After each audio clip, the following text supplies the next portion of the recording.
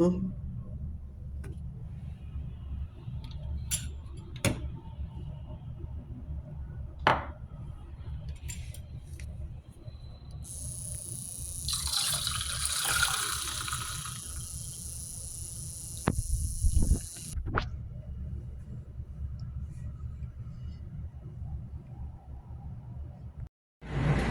She ready.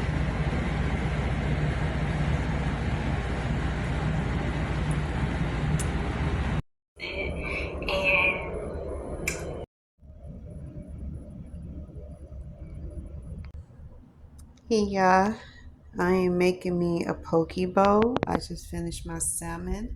I just want y'all to see how I made my sandwich today. My cute little sweet chili salmon.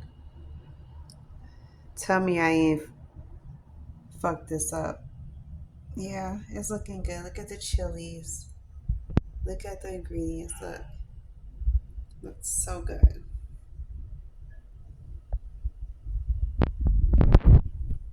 And you know I got the cucumbers and the rice, right? Got the jasmine rice going on. Got the cucumbers right here. Yeah, about to fuck it up. Can't forget the glass. I love drinking out of this. Miss is always right, because you know I am. Happy Sunday.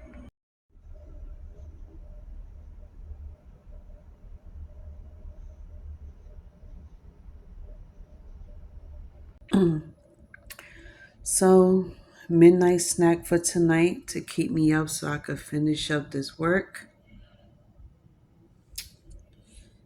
I got my rice cakes with Nutella on it, and this supposed to keep my energy up for the rest of the night because I got two more pieces of homework to do. And this is getting on my damn nerves. Okay? Especially this formatting painter part. Good morning, everybody. So let me let you in on how my mornings be looking, and y'all will see why I'm so tired in the afternoon. I swear to God, 1 o'clock will come and I will already be dead tired. So I'm taking naps throughout the day. The first time I took my nap was 2 days ago. It was amazing. I did it yesterday. I took a nap for 2 hours. Yo, y'all don't believe the shit that I had to do all before 11 o'clock comes. Starting off with 7:30.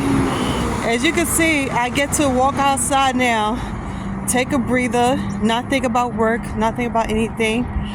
So I took my first meeting 7:30 in the morning to 8 o'clock, and then took my first class from 9 to 11:30. But we got out 20 minutes early, so we didn't have to do much. Everything was fine. We were just getting ready for the midterms. So I'm glad this week we didn't have to do any homework due to midterms. Next week I have one midterm. Well, I don't know about my fundamentals of computer. I don't know when we gonna ever have a midterm for that. Not asking for it, not praying about it. But this is the reason why I be tired, y'all. I don't have the energy to do much of any video recordings or anything like that. But so I sit here and I'm listening to music as I'm getting some work done at 7 o'clock in the morning, drinking 2 cups of coffee before 10 o'clock to come, and then by 11 o'clock everything be done. I take on a meeting. It's always over the phone on Zoom. 9 times out of 10, meetings is always on Zoom for 2 hours. Then you go to class. After class, you do your homework, you study, and then you finally eat your first meal of the day. 12 o'clock comes, you got more studying to do, you take a 30-minute break. So somebody kept trying to give me the same old story about how burnout is real, that you need to take some time to yourself, because a lot of people see me do work straight for hours and not take any breaks. And if I do take a break, it won't be that long. They talk about 20 minutes, 10 minutes, 30 minutes. That's not long enough. You need an hour. And even my ex was trying to tell me take like an hour or two break, and I'm like, no. At some point you got to tell yourself, do you want to pass and succeed, or do you want to keep being lazy and keep taking breaks? Because this is the reason why a lot of people out here slacking down, and they're over here complaining about life and complaining about shit because they keep taking too many breaks, complaining about being tired. I'm like, you got to think about your money. You got to think about your success. You got to think about your career. Okay, if you want to be successful and get what you need in life, stop taking so many breaks. I see my homeboy. Catch y'all later.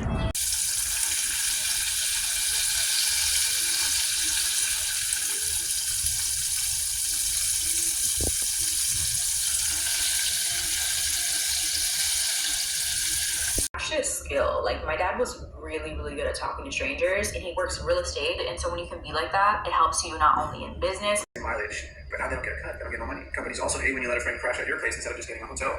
It's more money that they're losing out on.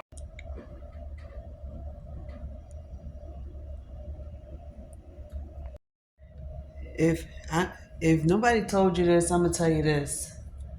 And I say this from the bottom of my heart. It's easy to be by yourself, but it's hard to be with other people's. I said that because everybody is so quick to want to be by themselves, but nobody wants to be quick to be with other people's. And specifically for people who is always in the need of company of the opposite sex. Not saying that it's wrong. Don't get me wrong. It's always good to be with the opposite sex, but in certain times of needs, like when it comes to certain areas in life, you need your homegirls, you need your sisters, you need the women in your family, especially if you're close to the women to your family. Now, here's the thing. Let's talk about this closeness shit because this shit is getting on my nerves. It's always good to have women in your life that you could talk to, depend on, for reasons like of I need to connect with another woman because I need to know what it's like to da da da, or I want to feel certain feelings because I can't get it from a guy. And this is more on a moral support level because sometimes you feel like you resort to the wrong things when you feel desperate or if you're feeling lonely. And people call themselves curing that loneliness by drinking, smoking, doing whatever they can to feel good or to be in the arms of another man rather than go to your homegirls or your family members. Then some people could give this whole bullshit excuse as to, oh, well, if I'm not close enough to you and we don't have a real relationship, I can't get close to you. I can't come to you in my time of need. Da, da, da. And I'm like, do you hear yourself? A lot of women make that mistake of having to throw that in another woman's face and think it's okay. And then I was like, you know where you fucked up at? And this is why y'all always stay alone. You have no one to really confide into but a licensed therapist because you don't want to open up to people who could possibly help you. You don't want to be vulnerable because you're so quick to assume the worst about a person that is trying to actually help you rather than let them help you. And like I said before, and I'm saying again, it's okay to open up to people, you know, especially if it's a group of women, especially if it's family. And it's okay to tell them what's going on with you because you may never know who is in the same boat as you. And there's plenty of times where I had to remind people that being vulnerable is being your very best self and be vulnerable to the right person. Now, like I said before, this whole I don't feel close enough to talk to you about anything, so I don't feel like I should tell you anything. I was like, this stupid as fuck. The worst excuses ever.